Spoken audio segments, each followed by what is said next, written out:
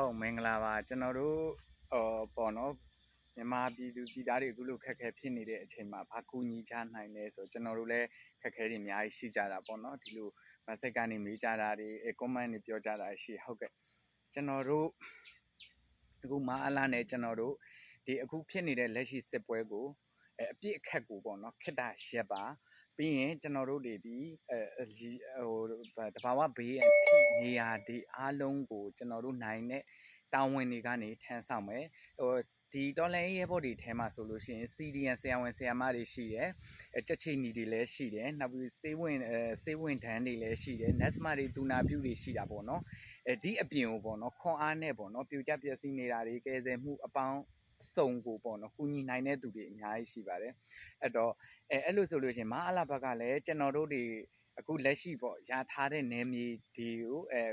အပိုင်းပိုင်းမှာဖြစ်နေတဲ့နေရာတွေကိုကျူးကျော်မဝင်လာနဲ့ပြီးတဲ့အခါကျွန်တော်တို့တွေဒီ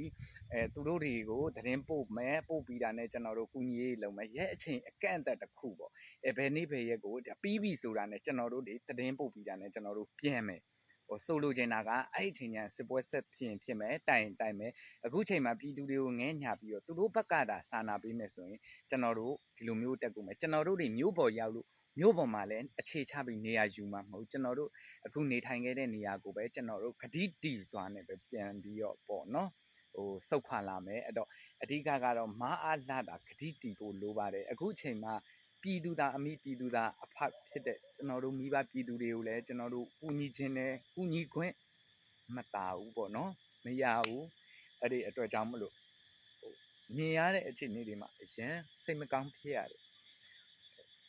မအားလာတာပေါ့ညာတာမယ်ပြည်သူကိုတနာမယ်ငဲ့ညာမယ်ဆိုရင်ကျွန်တော်တို့လည်းဒီနိုင်ငံဒီပြည်သူအတွက်လောက်တာသူတို့လည်းသူတို့ပြောတဲ့ဒီပြည်သူဒီနိုင်ငံအတွက်ဆိုရင်ကျွန်တော်တို့ဒီလုံခြုံရေးအာမခံချက်ပေးပါကျွန်တော်တို့အဝင်အထွက်စည်ရင်းတွေတိတိကျကျပေးပြီးကျွန်တော်တို့တိတိကျကျပြန်လဲစုတ်ခွာလာမှာပေါ့စစ်ကိုလည်းခံရထားရမယ်ဒါမှဒါအဆင်ပြေနေအခုကျွန်တော်တို့တွေကမြင်နေရတယ်တွေ့နေရတယ်ဘာမှပူညီနိုင်စွမ်းနေမရှိကြဘူးပေါ့နော်အရင်တုန်းကတော့ကိုနေတဲ့ဒေတာတွေမှာရေတွေကြီးတယ်ကျွန်တော်နိုင်တဲ့ဝင်နေထမ်းတယ်အခုကဒီအခြေအနေအရင်ဆိုးဝါးနေတဲ့အခြေအနေနောက်ပြီးတော့ဒီပြိုကျပျက်စီးဆုံးရှုံးနေတဲ့တိုက်တာတွေကိုပေါ့နော်သူတို့အခုလက်ရှိအနေအထားနဲ့ကအမြင်ပဲတော့မှမပြီးနိုင်မိုးတွေလာတော့မယ်မိုးကြတော့မယ်အဲ့အချိန်ကျရင်ပြည်သူတွေမိုးတွေထဲမှာပူပြီးဒုက္ခတွေရောက်ကြတယ်